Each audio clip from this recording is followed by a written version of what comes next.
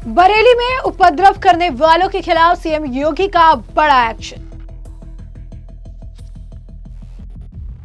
उपद्रवियों के ठिकानों पर चलेगा बुलडोजर। बरेली प्रशासन ने कर ली है तैयारी, बीडीए करेगा मदद। बरेली में हुई हिंसा के बाद अब सीएम योगी आदित्यनाथ का बड़ा एक्शन बरेली में इस हिंसा को अंजाम देने वाले उपद्रवियों के खिलाफ देखने को मिलने वाला है। जी हाँ, बिल्कुल सही सुना आपने। आपको बता दें कि अब योगी आदित्यनाथ का बुलडोजर एक बार फिर गरजता नजर आएगा। योगी आदित्यनाथ ने लगातार बयान देते हुए हमेशा से हिंसा से किनारा करने की नसीहत दी, लेकिन इसके बावजूद भी जो लोग इसे नहीं मान रहे हैं उनके खिलाफ अब बुलडोजर की कार्रवाई होना तय बताया जा रहा है। कहा जा रहा है बरेली प्रशासन ने तैयारी कर ली है, इसमें बीडीए इनकी मदद करेगा और इसी के साथ साथ बरेली में हिंसा भड़काने वाले उपद्रवियों के खिलाफ कड़ा एक्शन लेते हुए उनके मकान को, उनके ठिकानों को, जमीनों जब्त करने का काम किया जाएगा। यानी योगी आदित्यनाथ का बुलडोजर इन उपद्रवियों के घर पर चलेगा।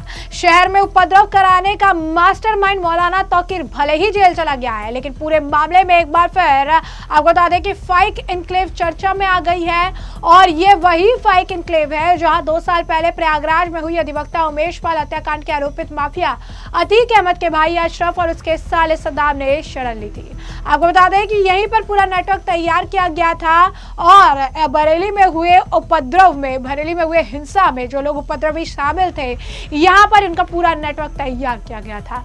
इसके बाद प्रयागराज में उमेश पाल हत्याकांड को सुनियोजित ढंग से अंजाम दिया गया। पुलिस की जांच में भी इसकी पूरी कहानी सामने आई थी और आरोपितों पर कार्रवाई हुई थी। अब शहर में हुए उपद्रव के बाद आपको बता दें कि कमोबेश फिर वही तस्वीर सामने आई है। शहर को उपद्रव की आग में झोंकने के बाद मौलाना तौकीर फाइक एन्क्लेव से भाग निकला, करीबी के यहाँ शरण ली। उपद्रव के बाद police law and order maintain करने को चप्पे चप्पे पर गश्त कर रही, आरोपितों की धरपकड़ में दबिश दे रही। उधर बेखौफ मौलाना फिर इंटरनेट मीडिया पर आकर तकरीर पेश कर रहा था। मुसलमानों को बेगुनाह बताते हुए पुलिस प्रशासन सरकार को चुनौती दे रहा था, बार बार कह रहा था यदि कार्रवाई करनी है तो हमें गिरफ्तार करो। ये दाव से उल्टा पड़ गया।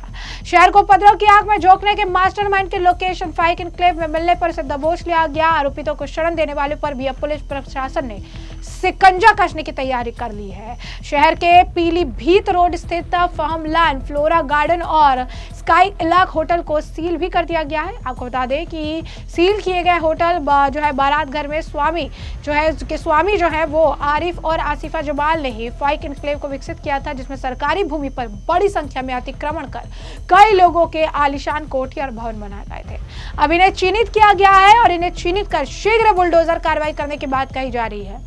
अधिकारियों के अनुसार उपद्रव करने वाले ऐसे कुछ लोगों ने सरकारी भूमि और नक्शे के विपरीत बने अनाधिकृत रूप से भवनों का निर्माण किया है, जिस पर शासन के निर्देश के अनुसार कठोरतम कार्रवाई की जाएगी। इसको लेकर रविवार देर शाम पुलिस प्रशासन की ओर से गश्त भी की गई थी। शासन के निर्देश पर पुलिस, जिला और मंडल प्रशासन के साथ नगर निगम, बीडीए संयुक्त रूप से उपद्रवियों पर शिकंजा कसने में जुट गए। सभी के संपत्तियों के नक्शे की जांच की गई। माना जा रहा है सीलिंग, नहर, पार्क सरकारी भूमि पर बने संपत्ति प्रशासन की रडार पर है। बिना नक्शे के बने भवन, पुराने मुकदमों को खंगाला जा रहा है। 200 से अधिक घर, कई संपत्ति सीलिंग की भूमि पर है।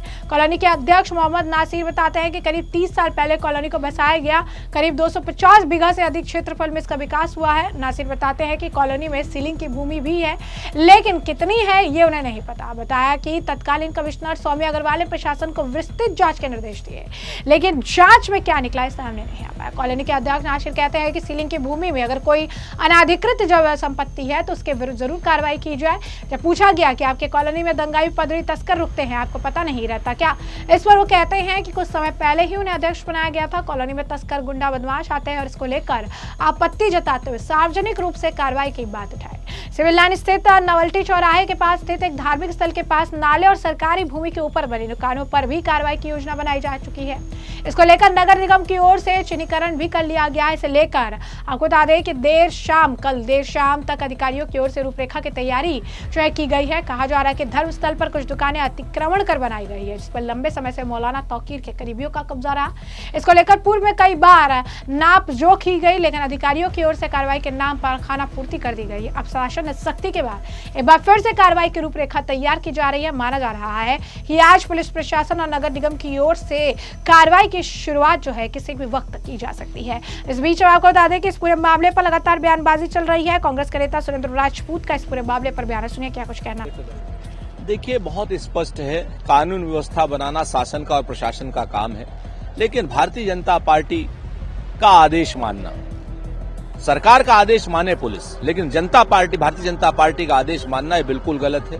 जिस तरीके से निरपराध लोगों को आई लव मोहम्मद के नाम पर पकड़ा जा रहा है वो अपने आप में अनुचित है, उसका विरोध होना चाहिए। जो लोग अपराधी हैं वो छूटने नहीं चाहिए, लेकिन पुलिस जिस तरीके से भाजपा के कहने से, भाजपा के छोटे छोटे नेताओं के कहने से जो अल्पसंख्यक नेताओं के ऊपर, अल्पसंख्यक कार्यकर्ताओं के ऊपर, अल्पसंख्यक लोगों के ऊपर जो कहर बरपा रही है, इसका पूर्ण विरोध होना चाहिए। हम कानूनी भी लड़ाई लड़ेंगे और राजनीतिक लड़ाई भी लड़ेंगे। तो जैसा कि आप देख रहे हैं, बीजेपी के सिर इस पूरे हिंसा को मरने का काम किया जा रहा है। इसी तरीके का बयान राशिद अल्वी का भी है। जरा सुनिए क्या कुछ कहना है कांग्रेस नेता राशिद अल्वी का।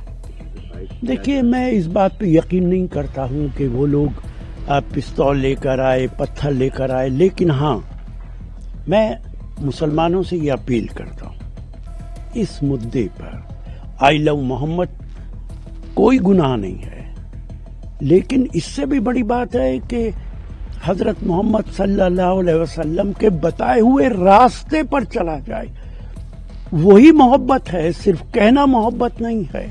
और मैं अपील करता हूं कि किसी नेता के कहने में आकर आपको इकट्ठा नहीं होना चाहिए, आपको इस तरीके के एजिटेशन नहीं करने चाहिए। इसका नतीजा आम आदमी, इनोसेंट लोग वही मारे जाएंगे, वही गिरफ्तार होंगे, वही जेल जाएंगे।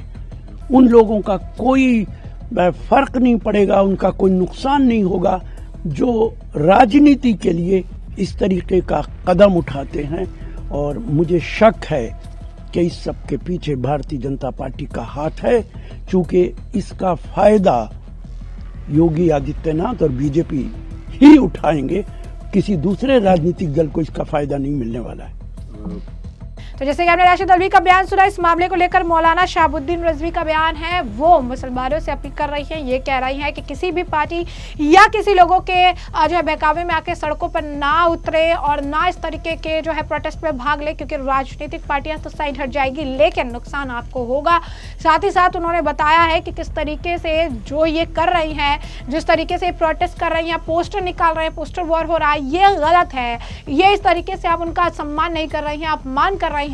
क्या कुछ कह रहा है मौलाना का भी जरा सुनिए। जुमे की नमाज के बाद में जो घटना हुई वो अफसोसनाक है और इस तरह के वाकयात नहीं होना चाहिए किसी भी तरफ से।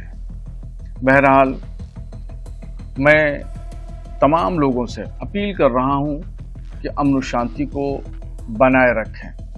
पैगंबर इस्लाम सल्लल्लाहु ताला अलैहि वसल्लम से मोहब्बत का यही तरीक़ा है कि किसी को तकलीफ़ न पहुँचाएं, न हाथ से, न पैर से, न ज़ुबान से, और अमन शांति को बनाए रखें, क्योंकि उन्होंने पूरी दुनिया को मोहब्बत का पैगाम दिया है, अमन और शांति का पैगाम दिया है। इसलिए मैं तमाम मुसलमानों से बिलखुसूस ये अपील करता हूँ कि लॉ एंड ऑर्डर को बनाए रखें, कानून को अपने हाथ में न लें और किसी से भी, पुलिस और प्रशासन से या किसी और से टकराव की स्थिति पैदा न करें। और जिस तरह अपनी दिनचर्या है उस दिनचर्या को अपने तौर पर निभाएं।